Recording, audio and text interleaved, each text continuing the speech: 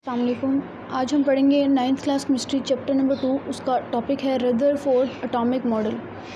ये एक important long भी है, शॉर्ट में भी आ जाता है और लॉन्ग में भी ये आता है। आगे जाने से पहले काइंडली चैनल को सब्सक्राइब कर लीजिएगा और कहीं पर भी आप लोगों को कोई भी कन्फ्यूजन हो तो काइंडली कमेंट में भी ज़रूर बताइएगा। Rutherford atomic model. रदरफोर्ड एक साइंटिस्ट था। उसने एक एक्सपेरिमेंट किया ये जानने के लिए कि पॉजिटिव और नेगेटिव चार्जेस एक ही एटम के अंदर कैसे कोएग्जिस्ट करते हैं, यानी कि दोनों चार्जेस एक ही एटम के अंदर कैसे पाए जाते हैं।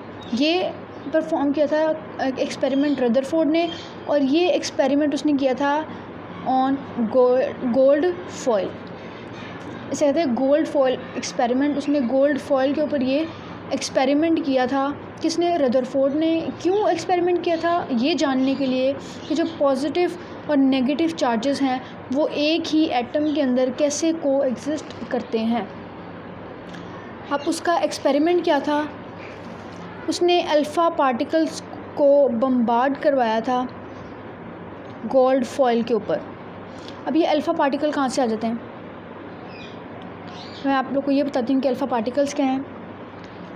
Basically alpha particles small particles होते हैं, ठीक है। ये एमिट होते हैं बाय रेडियो एक्टिव एलिमेंट्स। अब ये रेडियो एक्टिव एलिमेंट्स क्या हैं ये भी मैं आप लोग को बता देती हूँ। रेडियो एक्टिव एलिमेंट्स कहते हैं हाईली अनस्टेबल एलिमेंट्स को। Radio active elements basically highly unstable elements होते हैं। मतलब कि ये एक तो ये बहुत बड़े एलिमेंट्स होते हैं, ये क्या होते हैं, टूट जाते हैं और छोटे छोटे पार्टिकल्स में कन्वर्ट हो जाते हैं। उनमें से एक पार्टिकल है अल्फ़ा पार्टिकल। ये एक स्मॉल पार्टिकल है। मैं फिर से बात कर रही हूँ कि रेडियो एक्टिव एलिमेंट्स ऐसे एलिमेंट्स जो हाईली अनस्टेबल होते हैं, यानी कि स्टेबल नहीं होते, टूट जाते हैं। Radio active elements highly unstable होते हैं, यानी कि स्टेबल नहीं होते किसी भी तरह से। ये बहुत बड़े एलिमेंट्स होते हैं, इनके एटॉमिक नंबर्स, इनका मास बहुत ज़्यादा होता है। ये क्या करते हैं, स्मॉल पार्टिकल्स में कन्वर्ट होते हैं, अपने अंदर से स्मॉल पार्टिकल्स को एमिट करते हैं। उनमें से एक पार्टिकल है अल्फ़ा पार्टिकल। हमने इसको यूज़ करके क्या किया, हमने ये पता करवाया, इसको यूज़ करके अल्फ़ा पार्टिकल्स को यूज़ करके उसको बम्बार्ड करवाया किसके ऊपर, गोल्ड फॉयल के ऊपर। ये पता करने के लिए कि how does the positive and negative charges coexist in an atom. यहाँ तक ये चीज़ क्लियर हो गई आप लोगों को कि रेडियो एक्टिव एलिमेंट्स क्या हैं और रेडियो एक्टिव एलिमेंट्स क्या एमिट करते हैं अल्फ़ा पार्टिकल्स। ये MCQ आ जाता है कि अल्फ़ा पार्टिकल्स कहाँ से एमिट होते हैं, बाय रेडियो एक्टिव एलिमेंट्स। यहाँ पर उसने दो रेडियो एक्टिव एलिमेंट्स की एग्जांपल दी है, एक है रेडियम की और एक दी है पोलोनियम की। ये दो रेडियो एक्टिव एलिमेंट्स हैं।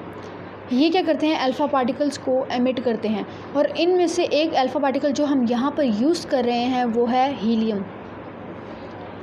हम यहाँ पर अल्फ़ा पार्टिकल्स कौन सा यूज़ करेंगे, हीलियम 2 पॉजिटिव, ठीक है।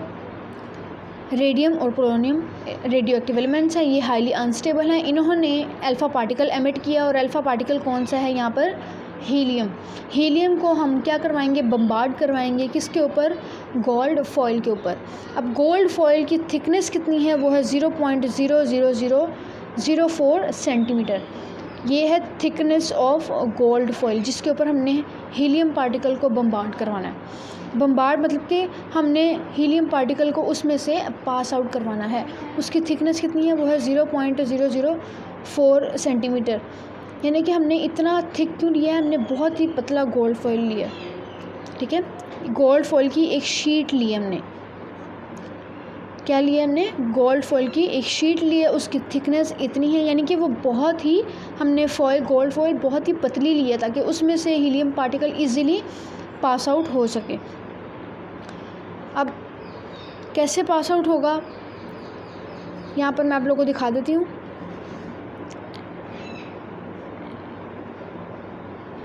These are the atoms in the gold foil।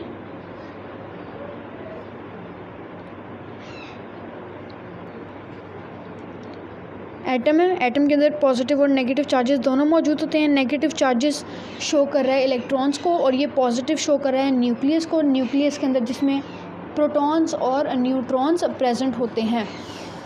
अब यहाँ पर एक प्लेट लगी होती है, यहाँ पर एक स्क्रीन लगी होती है जिसके ऊपर कोटिंग हुई होती है जिंक सल्फाइड की।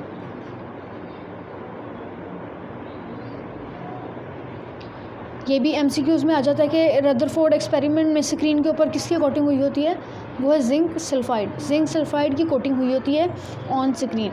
ये स्क्रीन इसीलिए लगाई गई है ताकि पता चले कि कितने हीलियम पार्टिकल्स हमारे पास पहुंच गए हैं और कितने पार्टिकल्स जो है वो उन्होंने अपना रास्ता चेंज कर लिया। ये स्क्रीन सिर्फ इसको बताता है कि कितने हीलियम पार्टिकल यहाँ पर आए हैं। हीलियम पार्टिकल मैं शो करूँगी। हीलियम 2 पॉजिटिव है, मैं उसको शो कर दिया। अब ये क्या है, एक गोल्ड फॉइल है, ठीक है, एक शीट है, उसके अंदर एटम्स मौजूद हैं। हमने ये करना है, इस हीलियम को इसमें से पास करवाना है। ये हीलियम बताएगा कि न्यूक्लियस कहाँ पर है, इलेक्ट्रॉन्स कैसे एग्जिस्ट कर रहे हैं, यहाँ पर पॉजिटिव और नेगेटिव चार्जेस कैसे को एग्जिस्ट कर रहे हैं एक एटम के अंदर। अब होगा ये अल्फ़ा पार्टिकल्स जब यहाँ से पास आउट करवाए जाएंगे तो इसमें जो मोस्ट ऑफ द पार्टिकल्स हैं वो अनडिफ्लेक्टेड गुज़र जाएंगे टुवर्ड्स द स्क्रीन। इसमें से जो मोस्ट ऑफ द पार्टिकल्स हैं वो अनडिफ्लेक्टेड, एक होता है अनडिफ्लेक्टेड और एक होता है डिफ्लेक्टेड। ये इन दोनों का मैं आपको बता दूं, डिफ्लेक्टेड एंड अनडिफ्लेक्टेड। डिफ्लेक्टेड मतलब कि जिसका रास्ता चेंज हो जाए, जिसका पाथ ही चेंज हो जाए, और अनडिफ्लेक्टेड जिसका रास्ता चेंज ना हो, जो कि स्ट्रेट गुजर जाएं। अब ये मैं स्ट्रेट लाइन जो दिखा रही हूँ बेसिकली ये शो कर रहा है अनडिफ्लेक्शन को, कि हीलियम पार्टिकल्स उनका रास्ता चेंज नहीं हुआ। फिर मैं शो करती हूँ कि ये इसको कहते हैं डिफ्लेक्शन, पाथ का चेंज होना, रास्ते का चेंज होना। ये देखें, ठीक है। अब मैं आप लोगों को यहाँ पर ये चीज़ समझने वाली है, यहाँ पर बच्चे अक्सर गलती कर जाते हैं या लाइंस बनाने में बहुत मिस्टेक करते हैं।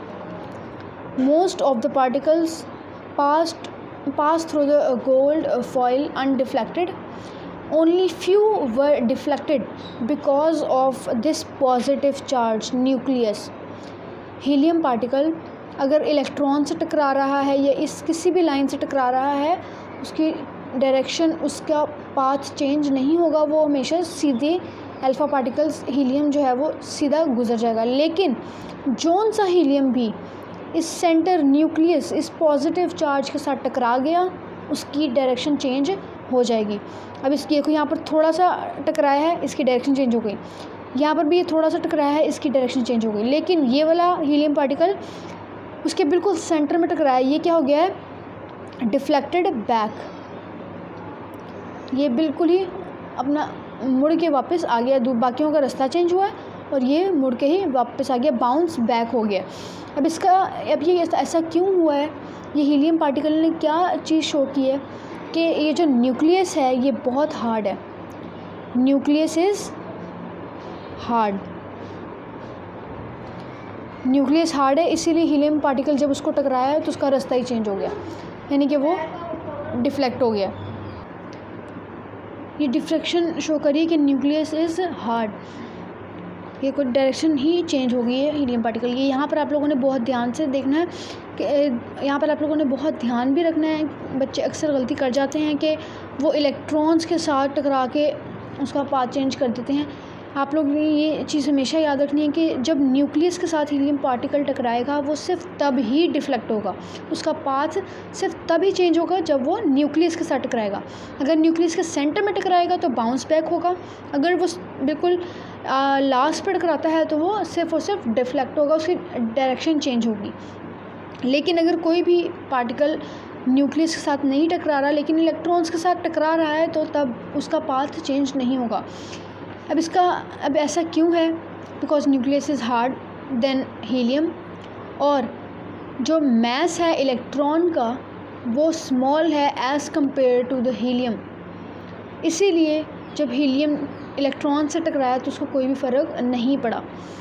यहाँ तक ये चीज़ हो गई क्लियर। अब अगर इसकी ऑब्जर्वेशन हम लिखें तो हमने क्या ऑब्ज़र्व किया है इस डायग्राम से। फर्स्ट चीज़ हमने यहाँ पर ऑब्ज़र्व की है कि almost all particles pass through the gold foil undeflected. ठीक है, ऑलमोस्ट पार्टिकल जो हैं वो अनडिफ्लेक्टेड गुजर गए। सेकंड हमने देखा few were deflected at fairly large angles, कुछ जो है उनकी डायरेक्शन चेंज हुई है, कुछ की एंगल्स चेंज हो गए। ठीक है, और कुछ जो है वो बिल्कुल ही बाउंस बैक हो चुके हैं। ये ऑब्जर्वेशन है रदरफोर्ड की। ठीक है, ऑब्जर्वेशन में आप लोगों ने ये लिखना है, बिल्कुल आप लोगों ने इसी डायग्राम को देख के इसकी ऑब्जर्वेशन लिखनी है। नेक्स्ट हम बात करते हैं उसके रिज़ल्ट्स की। ये रिज़ल्ट्स क्या हैं रदरफोर्ड के।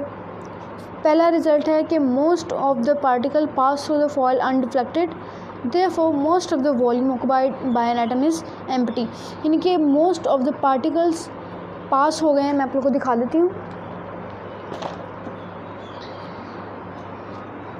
Most of the particles pass through the foil undeflected, therefore most of the volume occupied by N atom is empty. यानी कि मोस्टली जो पार्टिकल्स हैं वो फॉइल से अनडिफ्लेक्टेडली गुजर गए हैं। इसका मतलब क्या है कि जो एटम का वॉल्यूम है वो क्या है, एम्प्टी है। उस वॉल्यूम के एम्प्टी होने की वजह से most of the particles foil से अनडिफ्लेक्टेड गुजर गए हैं। नेक्स्ट है the deflection of few particles prove that there is a centre of positive charge in an atom which is called nucleus of an atom. अब deflection किस वजह से हुई है, due to this positive charge, और ये positive charge क्या है, nucleus of an atom. Second third है the complete rebounce of few particles show that the nucleus is very dense and hard. Nucleus क्या है, बहुत ही हार्ड है, इसीलिए जो पार्टिकल्स हैं वो उससे टकरा के उन्होंने अपना रास्ता चेंज कर लिया है और कुछ रे बाउंस हो गए हैं, क्योंकि न्यूक्लियस क्या है, बहुत ही हार्ड है। कोई भी हार्ड जैसे दीवार है बहुत ही हार्ड होती है, हम बॉल उस पर हिट करते हैं तो बॉल वापस बाउंस बैक होती है। इसका मतलब वो चीज़ क्या है, हार्ड है। कोई भी सॉफ्ट चीज़ किसी हार्ड चीज़ को टकराती है तो वो रीबाउंस हो जाती है। इसी तरह से हीलियम, सॉफ्ट हीलियम क्या है, उसका मास कम है as compare to the nucleus, इसीलिए वो क्या हो गया है, रीबाउंस हो गया। यहाँ तक ये चीज़ भी क्लियर हो गई। फोर्थ पॉइंट की अगर हम बात करें, since few particles were deflected it shows that the size of the nucleus is very small as compare to the total volume of an atom. ये चीज़ भी शो कर रहा है कि न्यूक्लियस का साइज़ बहुत छोटा है, इसीलिए सिर्फ कुछ पार्टिकल्स ही डिफ्लेक्ट हुए हैं। अगर ज़ाहिर है न्यूक्लियस का साइज़ बड़ा होता तो इससे बहुत सारे पार्टिकल्स जो है वो टकरा के डिफ्लेक्ट हो जाते हैं, लेकिन इसका साइज़ छोटा है, इस वजह से सिर्फ कुछ पार्टिकल्स ही डिफ्लेक्ट हुए हैं। यहाँ तक ये चीज़ भी क्लियर हो गई। नेक्स्ट है electrons revolve around the nucleus. ये तो आप लोगों को पहले भी पता है कि इलेक्ट्रॉन कहाँ पर रिवॉल्व करते हैं, around the nucleus in shells. An atom is a whole neutral, therefore the number of electron in an atom is equal to the number of protons. ये चीज़ आप लोग की ज़रा देखने वाली है। इसमें जो 6 वाला पोस्टुलेट, 6 वाला रिज़ल्ट, 6 रिज़ल्ट ये है कि an atom is a whole neutral. ये MCQs आ जाता है। एटम न्यूट्रल होता है, एटम के ऊपर कोई भी चार्ज नहीं होता। अब वो क्यों, मैंने आप लोग को पहले ही बताइए, number of proton is equal to number of electron. Proton के ऊपर क्या चार्ज होता है, पॉजिटिव, इलेक्ट्रॉन के ऊपर नेगेटिव। जब ये दोनों इक्वल होंगे तो ज़ाहिर है एक दूसरे को कैंसिल आउट कर देंगे, तो एटम क्या हो जाएगा, न्यूट्रल हो जाएगा। एटम न्यूट्रल क्यों होता है, because number of proton is equal to number of electron. ये है हमारा 6 रिज़ल्ट। अब 7 रिज़ल्ट की अगर हम बात करें, except electrons all other fundamental particles that lie within the nucleus are known as nucleons. यानी कि उसने कहा है एक्सेप्ट इलेक्ट्रॉन्स, इलेक्ट्रॉन्स को छोड़कर बाकी जितने भी पार्टिकल्स हैं वो क्या हैं, न्यूक्लियॉन, उनको कहते हैं न्यूक्लियॉन्स। इलेक्ट्रॉन को छोड़कर बाकी 2 पार्टिकल्स रह जाते हैं, वो है प्रोटॉन और न्यूट्रॉन, जो कि न्यूक्लियस में पाए जाते हैं। इनको कहते हैं हम न्यूक्लियॉन्स। ठीक है, ये थे इसके रिज़ल्ट्स। यहाँ तक आप में से किसी को भी कोई भी कन्फ्यूजन हो तो काइंडली कमेंट में ज़रूर बताइएगा। ये आप लोगों का एक लॉन्ग हो गया है और ये शॉर्ट भी हो गया है। इसमें ऑब्जर्वेशन, रदरफोर्ड की ऑब्जर्वेशन शॉर्ट में आ जाती हैं। इसके अलावा इसके रिज़ल्ट भी शॉर्ट में पूछ लिए जाते हैं, 2-3 रिज़ल्ट्स वगैरह। तो ये आप लोगों ने इस तरह से याद रखना है। Thank you.